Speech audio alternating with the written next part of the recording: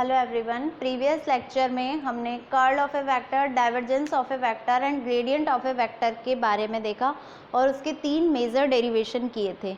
यहाँ पर हमारे पास 2 इम्पॉर्टेंट थ्योरम्स आ रही हैं। पहली आपके पास गाउस डाइवर्जेंस थ्योरम और एक और पढ़ेंगे हम स्टॉक कर्ल थ्योरम। तो पहले गाउस डाइवर्जेंस थ्योरम को देखते हैं, ठीक है। इस थ्योरम का स्टेटमेंट आपसे कहता है कि किसी बंद पृष्ठ पर सदिश क्षेत्र का पृष्ठीय समाकलन उसी पथ पर सदिश क्षेत्र के डाइवर्जेंस के आयतन समाकलन के तुल्य होता है, ठीक है। According to this theorem the surface integral of a vector quantity is equivalent to the volume integral of divergence of that vector quantity, ठीक है। मतलब अगर आपको सरफेस इंटीग्रल से वॉल्यूम इंटीग्रल या वॉल्यूम इंटीग्रल से सरफेस इंटीग्रल में जाना है तो आप गाउस डाइवर्जेंस थ्योरम का यूज़ करते हो। हम बहुत सारी बार इस थ्योरम का यूज़ करेंगे। जब भी हमें वेक्टर क्वांटिटी के सरफेस इंटीग्रल को वॉल्यूम में कन्वर्ट करना होगा या वॉल्यूम को सरफेस में कन्वर्ट करना होगा तो हम इस थ्योरम का यूज़ करेंगे, ठीक है। तो अब हम इस थ्योरम को प्रूफ करते हैं और प्रूफ करने के लिए हम वापस एक स्मॉल वॉल्यूम सेगमेंट ले लेते हैं किसी क्यूबॉइड का। हमने क्यूबॉइड बना लिया।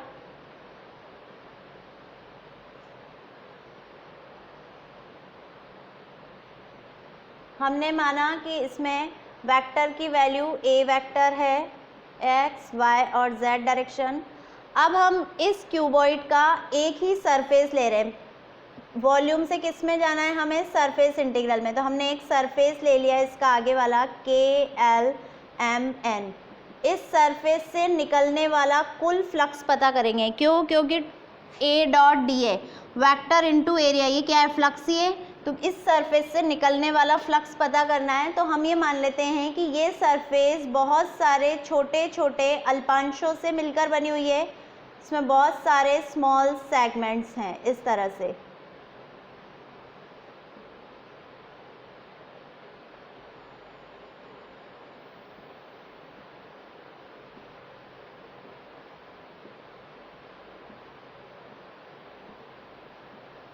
ठीक है। तो आपका इस सरफेस के पृष्ठ के एल एम एन से निकलने वाला फ्लक्स किसके बराबर होगा? टोटल फ्लक्स ए डॉट डी ए सभी छोटे छोटे अल्पांशों से निकलने वाले फ्लक्स के बराबर होगा। इस एरिया से कितना निकला? इसके एरिया के इस एरिया से, तो हर एक एरिया से निकलने वाले फ्लक्सों का योगफल होगा। तो हम इसको कैसे लिख सकते हैं कि हमने ये मान लिया टोटल एन अल्पांशों से मिलकर बना है। तो ए1 dot D A one plus ए2 dot D A two plus ए3 dot D A three and so on. तो हमने ये मान लिया कि ये है equivalent summation of i is equal to 1 to लेकर के n total integration of A I dot D A I. हम इसको एक साथ ऐसे लिख सकते हैं। समीशन को खोलते तो 1 से लेकर के n टर्म तक खोलेंगे, ठीक है। ये कौन है? Total integration of a dot D A. Equation दे देते हैं फर्स्ट। अब आप जानते हैं according to using the definition of divergence की परिभाषा से आपको पता है कि किसी सदिश क्षेत्र का डाइवर्जेंस डेल डॉट ए किसके बराबर होता है? लिमिट dv टेंड्स टू 0 इकाई आयतन पर निकलने वाले कुल सदिश फ्लक्स के a डॉट डी ए। अगर हम इसमें किसी ith सेगमेंट के लिए लेंगे तो क्या होगा? For any ith segment del dot ai is equal to limit dvi tends to 0 total integration of ai dot dai vector divide by dvi, ठीक है। तो इसको कैसे लिख सकते हो आप, del dot A I vector multiplied with dvi, dvi इधर आ गया इसलिए लिमिट भी यहीं ले लेते हैं, लिमिट dvi टेंस टू 0, और ये इक्वलेंट होगा total integration of A I dot D I के।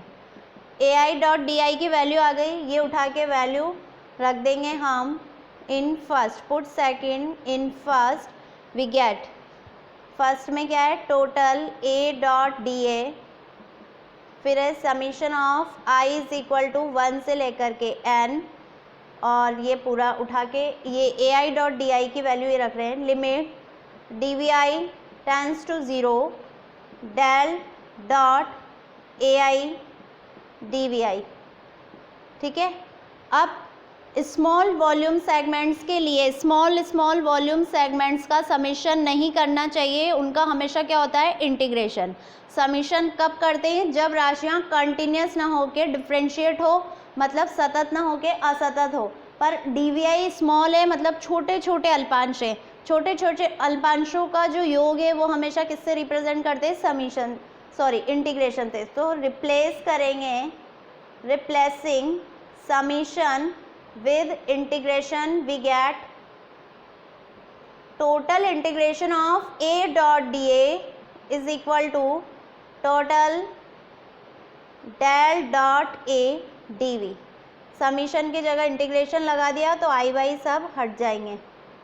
तो यहाँ पे क्या होगा, इक्वेशन नंबर 3 आपने प्रूफ कर दिया कि किसी सदिश क्षेत्र का पृष्ठीय समाकलन उसी के वॉल्यूम इंटीग्रल के डाइवर्जेंस के तुल्य होता है, डाइवर्जेंस के वॉल्यूम इंटीग्रल के इक्वलेंट होता है, ठीक है। ये आपके गाउस डाइवर्जेंस थ्योरम है, इसको आप सरफेस से वॉल्यूम और वॉल्यूम से सरफेस में कन्वर्ट करने के लिए यूज़ में लेते हो।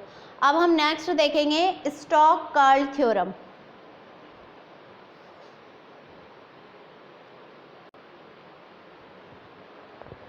नेक्स्ट है हमारे पास स्टोक्स कर्ल थ्योरम। जैसे अभी हमने देखा था गाउस डाइवर्जेंस थ्योरम में हम सरफेस इंटीग्रल को वॉल्यूम इंटीग्रल में और वॉल्यूम इंटीग्रल को सरफेस इंटीग्रल में कन्वर्ट करते हैं और उसमें हम डाइवर्जेंस का यूज़ करते हैं। सिमिलरली हम यहाँ पर कर्ल को यूज़ करेंगे और लाइन इंटीग्रल को सरफेस में और सरफेस को लाइन इंटीग्रल में कन्वर्ट करेंगे। तो इसका स्टेटमेंट कहता है आपसे कि किसी बंद पृष्ठ पर सदिश क्षेत्र का रेखीय समाकलन उसी बंद पृष्ठ पर सदिश क्षेत्र के कर्ल के पृष्ठीय समाकलन के तुल्य होता है। The line integral of a vector quantity is equal to the surface integral of curl of that vector quantity। तो पहले dA से dV में गए थे, अब dl से dA में जा रहे हैं, ठीक है। पहले डाइवर्जेंस था, अब कर्ल आ गया, बाकी सेम ही है, ठीक है। तो यहाँ पर लाइन इंटीग्रल को किस में कन्वर्ट करेंगे हम, सरफेस में। इसके लिए हम क्या करते हैं, वॉल्यूम इसमें कहीं आ ही नहीं रहा है तो हम ओनली किसी एक फेज़ मतलब एक स्मॉल सरफेस सेगमेंट ले रहे हैं, हम एक फेज़ ले लिया KLMN और इसको हमने कई छोटे छोटे अल्पांशों से मिलकर बना हुआ मान लिया।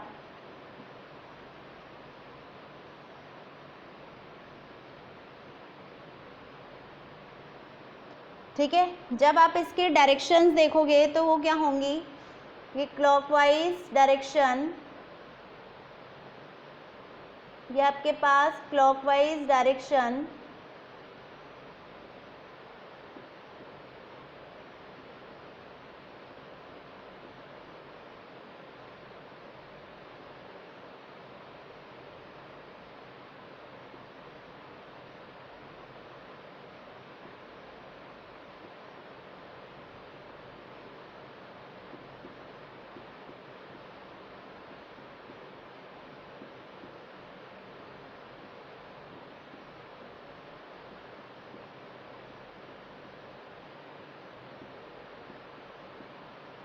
ये इस तरह से आप इसमें क्लॉकवाइज डायरेक्शन में आप इंटीग्रेशन करेंगे हर एक सरफेस का, ठीक है।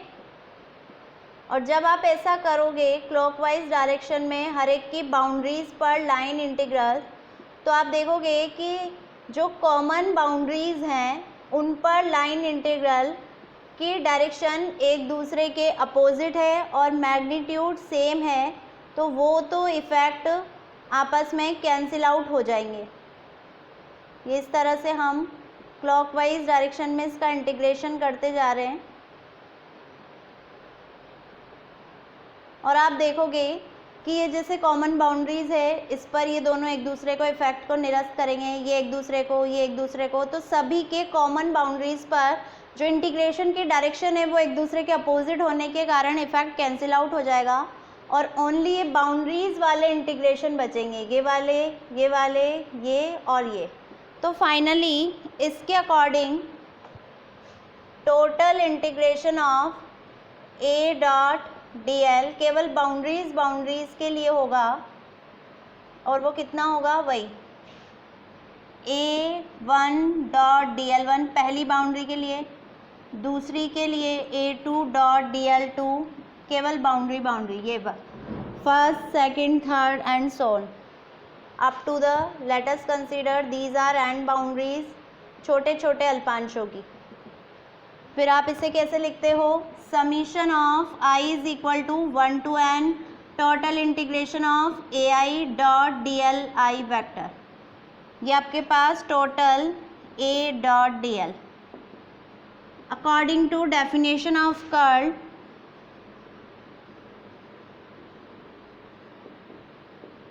डेफिनेशन ऑफ कर्ल की डेफिनेशन से आप क्या जानते हैं कि del cross A is equivalent होता है लिमिट dA टेंस टू 0 बंद पृष्ठ पर सदिश क्षेत्र के रेखीय समाकलन के a dot dl divide by dA। तो फिर क्या करना है आपको, इस dA को हम उधर ले जाएंगे टोटल, अच्छा पहले हम इसको किसी ith सेगमेंट के लिए कैलकुलेट कर लेते हैं। माना कि किसी iवें अल्पांश पर del cross ai is equal to limit dAi tends to 0 total integration of ai dot dli and divide by नीचे dAi, ठीक है। फिर क्या करें, del cross ai vector dAi vector limit dAi tends to 0 is equal to total integration of ai dot dli। Equation number second, third से ai dot dli की value वापस first में सब्स्टिट्यूट करेंगे तो total integration of a dot dl vector आपको मिलेगा summation of i is equal to 1 to n limit dAi tends to 0 del cross ai और dAi। अब ये लिमिट बहुत छोटी है, समीशन को इंटीग्रल से रिप्लेस कर देंगे, तो replacing summation with integral we get total integration of a dot dl is equal to integration of del cross a vector of dA vector, ठीक है। तो ये आपके पास आपने प्रूव कर दिया कि किसी सदिश क्षेत्र का रेखीय समाकलन उसी के डाइवर्जेंस के उसी के कर्ल के पृष्ठीय समाकलन के इक्वलेंट होता है। इस थ्योरम का यूज़ हम लाइन इंटीग्रल को सरफेस इंटीग्रल में और सरफेस इंटीग्रल को लाइन इंटीग्रल में कन्वर्ट करने में करते हैं। Okay, thank you.